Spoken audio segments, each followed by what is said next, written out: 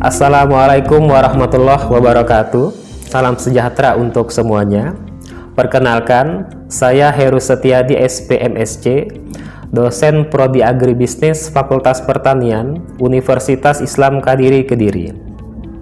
Perkenankan, kali ini saya akan menyampaikan pernyataan diri dosen dalam unjuk kinerja Tridharma Perguruan Tinggi atau disingkat PDD UKT-PT. Saya akan menyampaikan deskripsi singkat terkait dengan mata kuliah yang saya ampu, yaitu Komunikasi Agribisnis. Mata kuliah Komunikasi Agribisnis merupakan mata kuliah wajib yang ada di Prodi Agribisnis dengan bobot SKS sebesar 3. Poin pembelajaran mata kuliah ini adalah: yang pertama, membuat laporan tertulis terkait komunikasi di bidang agribisnis dan mengomunikasikannya melalui keterampilan komunikasi berbicara berdasarkan prinsip-prinsip manajemen komunikasi. 2. Membuat laporan audiovisual terkait komunikasi bidang agribisnis dan mengomunikasikannya melalui keterampilan komunikasi berbicara berdasarkan prinsip-prinsip manajemen komunikasi. Kemampuan yang diharapkan dari mata kuliah ini adalah: 1. Memahami pentingnya komunikasi dalam mendukung perkembangan sektor agribisnis di Indonesia. 2. Mampu berkomunikasi secara efektif dengan berbagai pihak terkait manajemen agribisnis. 3. Mampu berkontribusi dalam pengembangan sektor pertanian dan pangan melalui komunikasi yang efektif. Jumlah pertemuan di mata kuliah ini dirancang sebanyak 16 pertemuan yang terdiri dari 7 materi pertemuan ditambah 1 pekan ujian tengah semester ditambah dengan materi pertemuan sebanyak 7 dan diakhiri dengan pekan ujian akhir semester. Materi pembelajaran di mata kuliah Komunikasi Agribisnis adalah: 1. Memahami komunikasi. 2. Menerapkan komunikasi. 3. Memahami komunikasi agribisnis. 4. Elemen penting dalam komunikasi agribisnis. 5. Etika dan hambatan komunikasi agribisnis. 6. Mahir melakukan komunikasi agribisnis. Sistem pembelajaran atau mode perkuliahan dalam mata kuliah ini dirancang dengan menggunakan pendekatan pembelajaran tatap muka langsung dan secara daring atau online dengan memanfaatkan Learning Management System atau LMS Universitas Islam Kadiri. Metode pembelajaran dalam mata kuliah ini adalah: 1. Pembelajaran kolaboratif antara dosen dan mahasiswa dengan mengutamakan keaktifan mahasiswa. 2. Diskusi secara berkelompok. Yang ketiga, studi kasus, interaksi antara peserta Serdos dan mahasiswa. Pertama, menggunakan forum diskusi melalui Learning Management System. Yang kedua, melalui email. Dan yang ketiga, melalui forum diskusi lewat WA Group kelas. Sistem penilaian mata kuliah ini mengacu kepada pedoman akademik yang berlaku di Universitas Islam Kadiri. Yang pertama, ujian akhir semester dengan pembobotan 40%, ujian tengah semester dengan pembobotan 30%, tugas dengan pembobotan 20%, dan terakhir penilaian lain yang meliputi keaktifan, daftar kehadiran, etika sebanyak 10%. Berikut merupakan video proses pembelajaran mata kuliah Komunikasi Agribisnis yang saya ampu. Assalamualaikum warahmatullahi wabarakatuh. Waalaikumsalam warahmatullahi wabarakatuh. Selamat pagi semuanya. Kali ini kita akan belajar terkait dengan komunikasi agribisnis. Materinya memahami komunikasi. Untuk outline hari ini ada 3. Yang pertama terkait dengan unsur atau proses komunikasi. Yang kedua terkait dengan prinsip komunikasi. Yang ketiga terkait dengan hambatan komunikasi.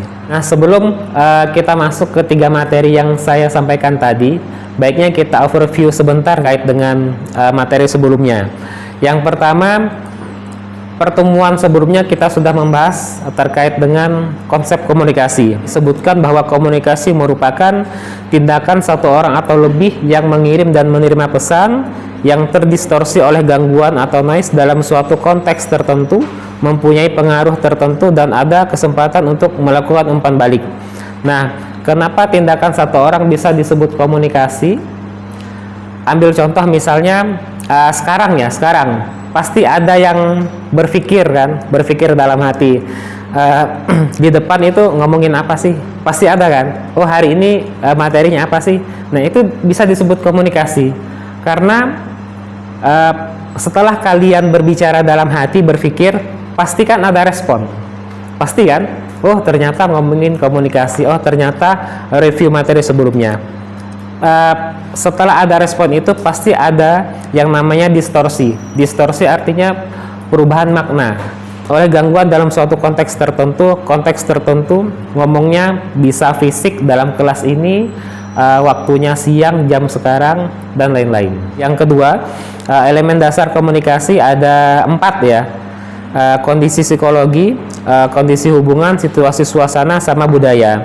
Kalau kondisi psikologi, kemarin kita berbicara bagaimana kalau kita komunikasi dengan orang yang karakternya mungkin pendiam atau yang terbuka, pasti kan pendekatannya berbeda ya. Begitu juga dengan petani yang melek sama teknologi, yang melek sama informasi, pasti kan akan berbeda. Itu maksudnya psikologi. Kondisi hubungan, contohnya dalam kelas misalnya, komunikasi pasti akan berbeda antara kawan-kawan satu kelas dengan saya, kawan-kawan sekelas dengan prodi lain, pasti kan akan berbeda. Itu maksudnya hubungan. Situasi suasana, bagaimana suasana hari ini kan, apakah menegangkan gitu ya, atau santai, atau mungkin AC-nya yang dingin misalnya ya. Itu terkait dengan situasi suasana. Dan terakhir budaya. Kemarin budaya kita review bagaimana komunikasi akan berjalan dengan lancar atau efektif kalau latar belakang budayanya sama. Lanjut, yang ketiga, kemarin kita sempat berbicara terkait dengan media komunikasi. Yang pertama terkait dengan pendengaran ya, atau audio, kemudian penglihatan atau visual, atau kombinasi keduanya ya, audio visual. Yang keempat, kemarin kita berbicara terkait dengan keterampilan dasar komunikasi. Ada keterampilan membaca, menulis, berbicara, satu lagi mendengar. Kita masuk ke unsur yang pertama ya dari komunikasi. Seperti yang kita ketahui ya, kalau dalam konteks sekarang ya, dalam kelas atau dalam konteks kita misalnya nanti terjun ke lapangan, ke petani atau pelaku agribisnis yang lain, pasti kita akan menemukan adanya 5 unsur dalam komunikasi. Yang pertama terkait dengan komunikator. Komunikator, kawan-kawan pernah mendengar ya, komunikator itu apa? Oke, pembicara atau yang mengirim pesan. Kalau konteks sekarang, komunikatornya siapa? Oke, saya. Komunikannya? Oke, mahasiswa. Berarti jelas ya, nyambung yang kedua, komunikan yang kedua yaitu yang menerima pesan atau audiens. Yang ketiga, jelas ya, komunikasi akan terjadi kalau ada pesan yang disampaikan, pesan atau ide atau pikiran atau gagasan. Kalau tidak ada pesan yang disampaikan, tidak akan terjadi komunikasi. Bahkan yang saya sampaikan tadi, waktu kita berbicara dalam hati saja, pasti kan ada pesan ya yang disampaikan. Apakah pesannya positif atau sebaliknya. Yang keempat, media. Nah, media sebenarnya sudah kita review tadi ya, audio, visual, sama kombinasi. Yang kelima, saya pikir yang paling menentukan apakah komunikasinya akan berhasil atau tidak, yaitu perlu adanya efek atau pengaruh. Contoh tadi ya, misalnya saya singkat bertanya, ada yang menjawab, berarti kan ada efek. Atau saat sekarang, sampai detik ini setelah tadi kita ngomong beberapa slide, paling tidak ada yang dari yang sebelumnya tidak tahu jadi tahu, ada yang belum paham jadi paham. Itu artinya efek. Setelah adanya unsur utama dalam komunikasi tadi, kita perlu tahu bahwa komunikasi akan berhasil atau berlangsung dengan efektif kalau adanya unsur tambahan. Di unsur tambahan sebenarnya dari materi yang saya sampaikan ini tidak harus 3 ya, tidak harus 3. Paling tidak 3 ini yang saya pikir yang akan bisa melengkapi atau menambahkan komunikasi dari unsur yang pertama tadi. Yang pertama terkait dengan konteks. Kalau di materi konteks itu berupa fisik, temporal, sosial, psikologis, kultural, lingkungan, dan elemen lainnya. Contoh fisik ya. Sekarang saja misalnya ya, komunikasi dalam kelas, fisiknya yaitu ruang kelas kan ya, fisiknya ruang kelas. Akan berbeda konteksnya kalau saya atau kawan-kawan berbicara di outdoor misalnya. Kok bisa beda Pak? Pasti berbeda intonasinya, berbeda volumenya. Gak mungkin dalam kelas saya teriak-teriak kan ya. Pasti saya akan meninggikan volume kalau bicaranya di luar misalnya. Itu konteks fisik. Oke. Konteks yang kedua yaitu temporal. Temporal terkait dengan waktu.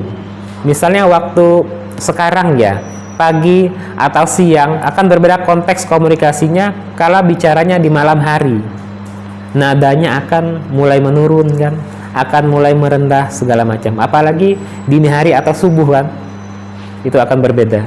Konteks yang ketiga sosial psikologis. Nah, kalau di petani itu singkatnya ya, sosial psikologis itu bisa dilihat dari latar belakang pendidikan gitu ya, atau tingkat pendapatan. Ambil contoh di daerah kita ya, akan berbeda petani di daerah barat sungai, Kaliberantas, Mojo segala macam, dengan di daerah timur sungai.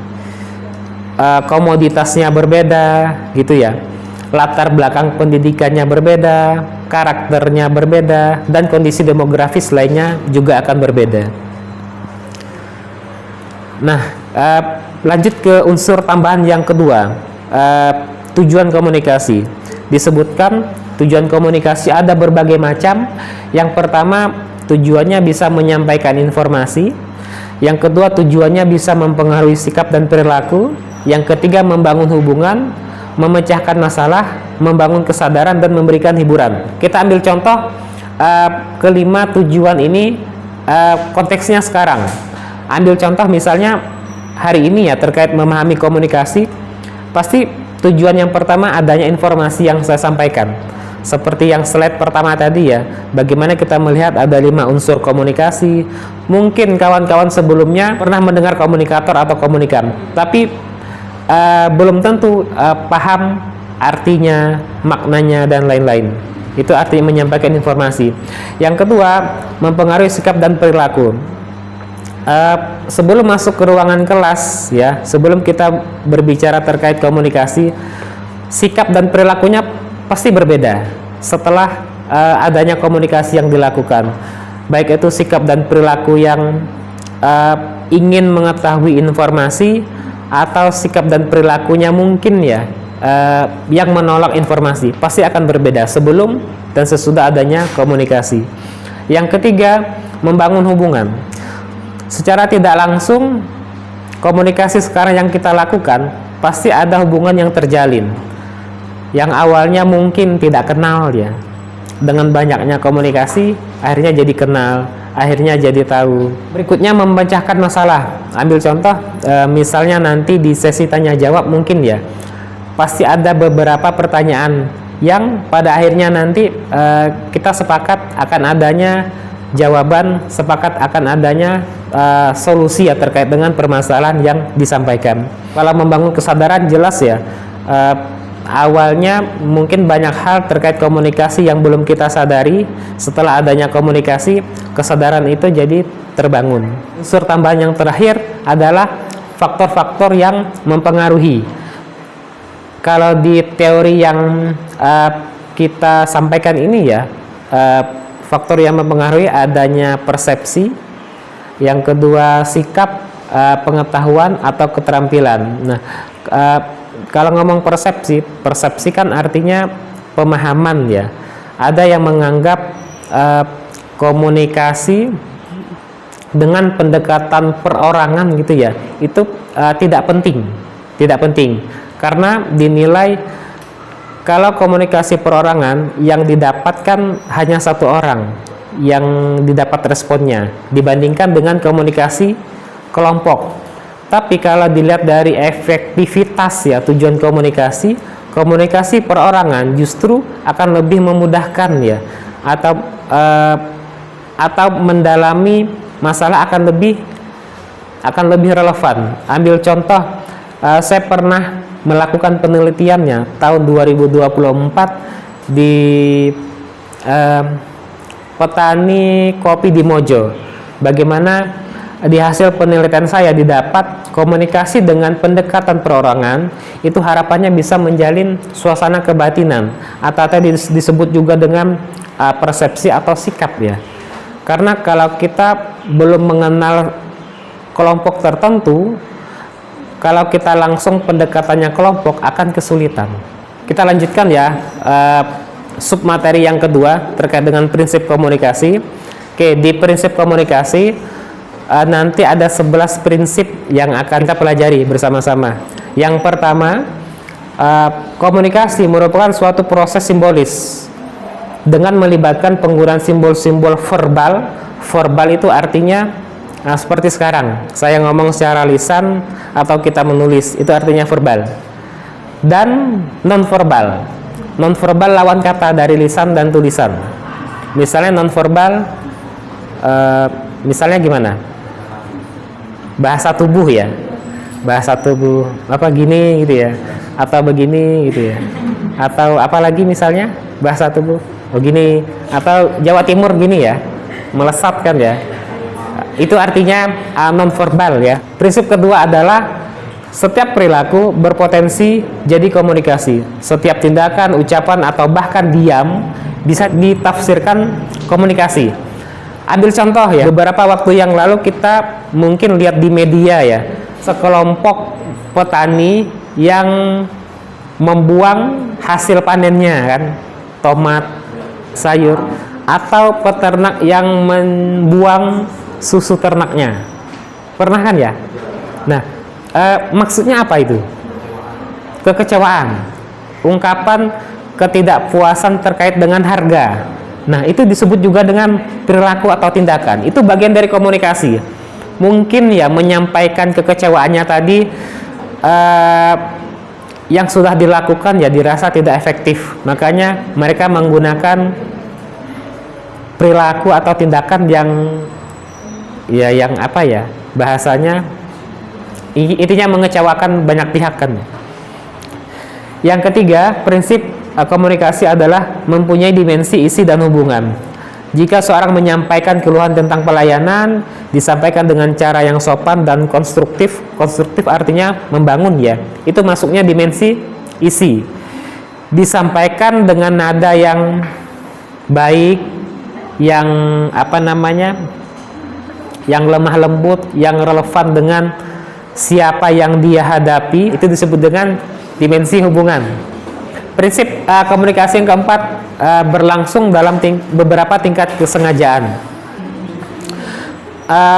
Komunikasi bisa terjadi dengan sengaja atau tidak, atau sebaliknya. Contoh ya, yang disengaja hari ini yang kita lakukan kan sengaja ya, kawan-kawan datang ke kampus gitu ya, datang ke ruangan kelas, saya juga sengaja datang, saya sadari saya berdiri sini, itu artinya disengaja. Atau sebaliknya, misalnya ketemu dosen ya, atau ketemu temannya di tempat wisata, misalnya di tempat pusat perbelanjaan gitu kan ya, itu artinya tidak disengaja. Yang kelima, komunikasi itu terjadi dalam konteks ruang dan waktu. Jelas ya, seperti sekarang ruangannya di dalam kelas gitu ya, waktunya pagi atau siang. Yang keenam, komunikasi melibatkan prediksi peserta komunikasi. Seorang atasan mungkin akan berbicara dengan nada formal atau sifatnya direct ya, langsung ke bawahannya. Tapi kalau atasan ya, dia berbicara dengan rekan seumurannya, atau teman sejawatnya mungkin akan berbeda intonasinya, berbeda volumenya. Itu kan prediksi kita, itu artinya prediksi.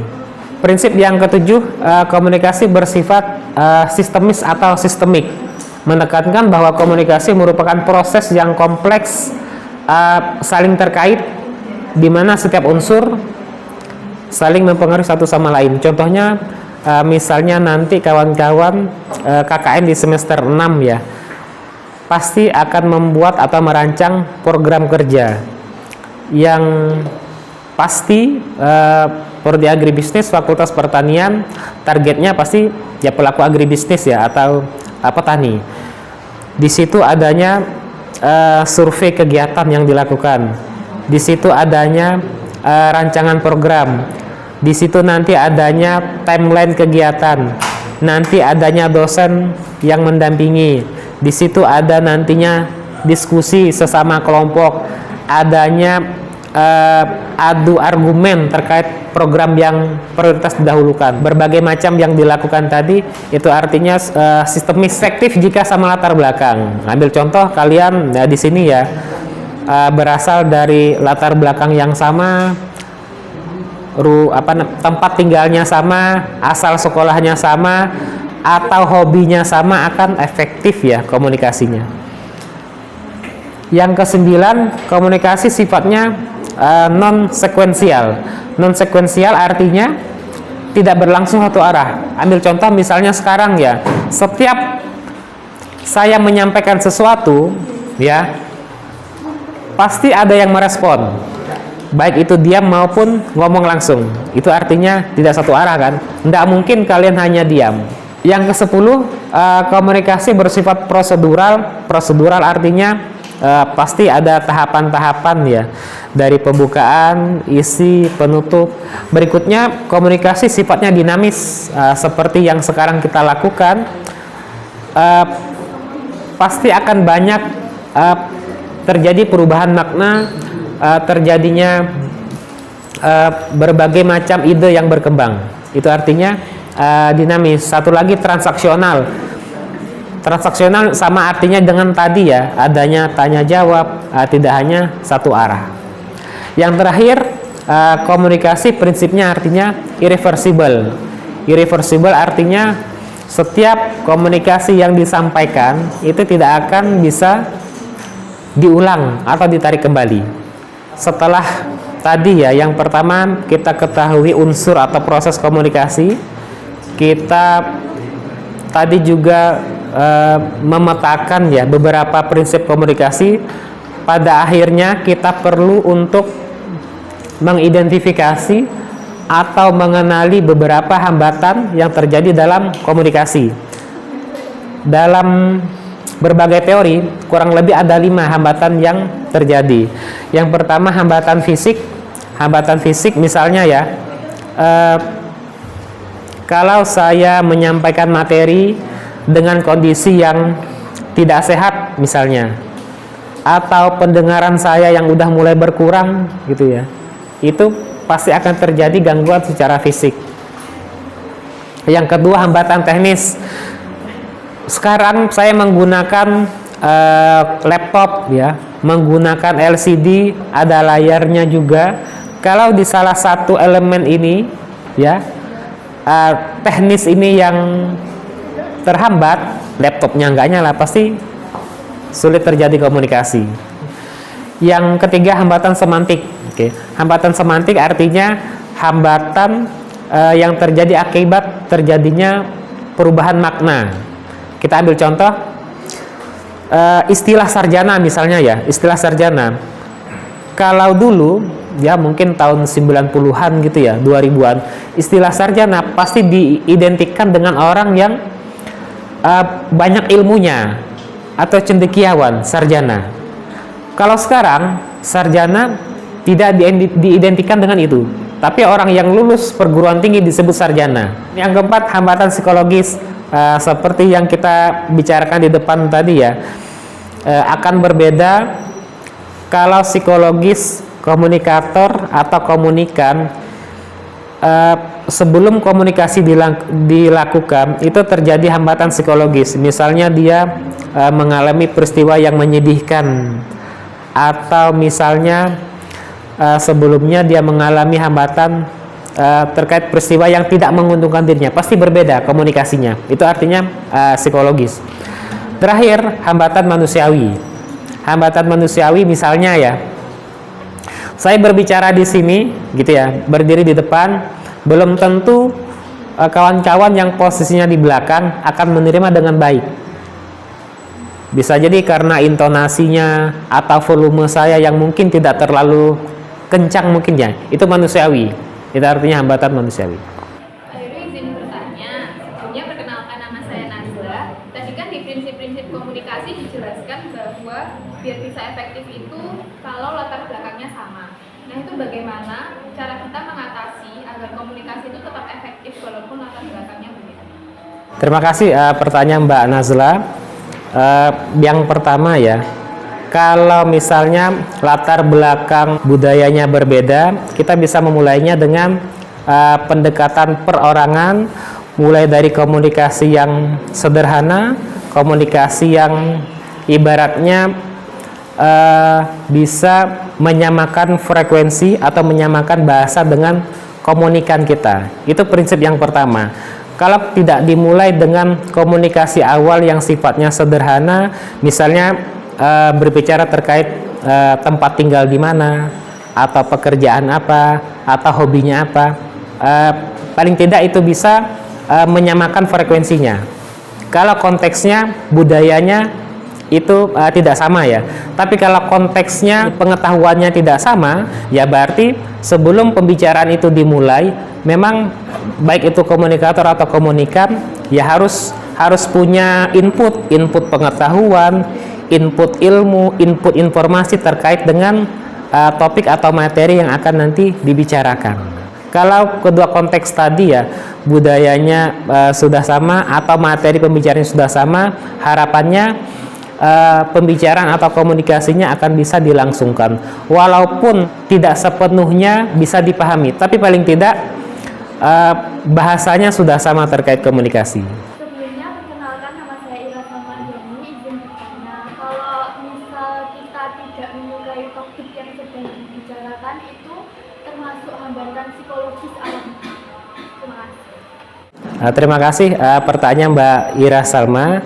Nah, kalau kasusnya kita tidak menyukai ya, atau tidak tertarik dengan materi yang akan dikomunikasikan, itu nyambung dengan slide yang terakhir ya, terkait dengan hambatan psikologis. Pasti setiap komunikasi yang kita lakukan, baik itu konteksnya di ruang kelas, sesama teman, atau dengan atau mahasiswa dengan dosen, maupun konteksnya di luar, misalnya kita dengan kelompok tani, pasti ada hambatan terkait dengan ketidaktertarikan dengan komunikasi. Nah, salah satu ya yang harus dilakukan adalah tadi ya, nyambung juga dari jawaban yang sebelumnya. Jadi memang latar belakang dari komunikator dan komunikan juga harus kita pahami, karena dari latar belakang yang ada kita bisa memetakan apakah orang yang diajak bicara atau komunikan dia akan tertarik atau tidak dengan materi yang kita sampaikan. Kenapa harus kita petakan? Karena dari situ kita bisa mengantisipasi. Kalau kita sudah tahu petanya atau gambaran dari latar belakangnya tadi, kita pasti bisa mengantisipasi. Nah, kalau kita sudah ketemu misalnya sudah beda latar belakang budayanya atau konteks pengetahuannya, kita bisa antisipasi dari awal. Harapannya ketidaktertarikan dengan komunikasi bisa kita antisipasi. Untuk materi minggu depan, silakan dipelajari terkait dengan strategi komunikasi agribisnis. Yang kedua terkait jenis komunikasi agribisnis. Yang ketiga terkait dengan cara menyalurkan komunikasi agribisnis. Terima kasih untuk kehadirannya hari ini. Kurang lebihnya mohon maaf. Assalamualaikum warahmatullahi wabarakatuh. Waalaikumsalam warahmatullahi wabarakatuh. Demikian pernyataan diri dosen dalam unjuk kinerja Tridharma Perguruan Tinggi atau PDD UKT-PT dan proses pembelajaran perkuliahan di kelas. Terima kasih. Wassalamualaikum warahmatullahi wabarakatuh.